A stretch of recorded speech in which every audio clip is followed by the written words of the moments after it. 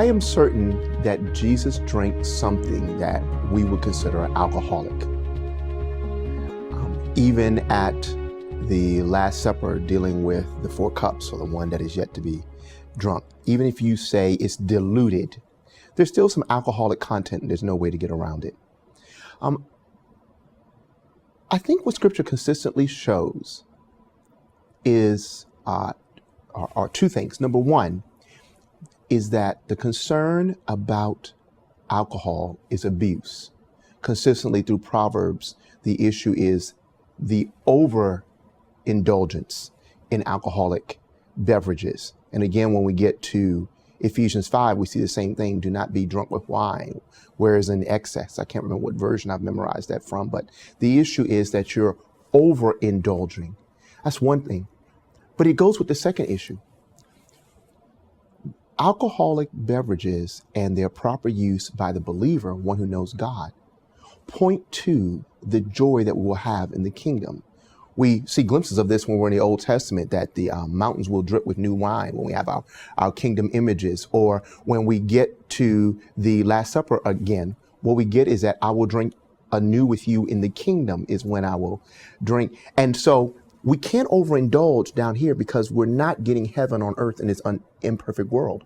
But one day we're going to have joy unrestrained that will be like the sort of peace and euphoria that comes when you've had more alcohol than you've had. I'm not saying that we're going to be drunk in the kingdom, but then it will be in its proper context, the same way it'll be without limits on the glorified equivalent of a sexual experience in heaven. You can't overdo it down here in the wrong context because it's pointing towards something that's in the future.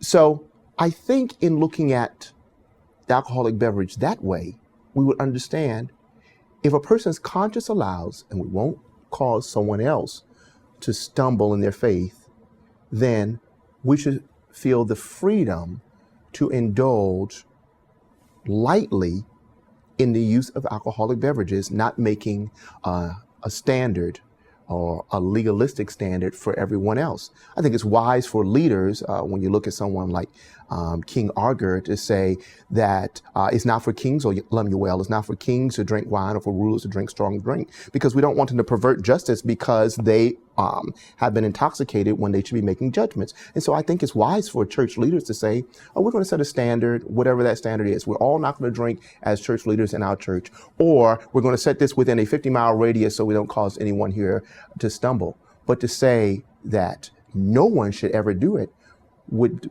say something different than what Scripture is saying. So again, in moderation, it would be good. But if it's going to cause someone to stumble, or we're going to tempt someone that's had alcoholic abuse, we should be careful. But we can't use the standards that are for overindulgence to set up a law to say we can't indulge at all.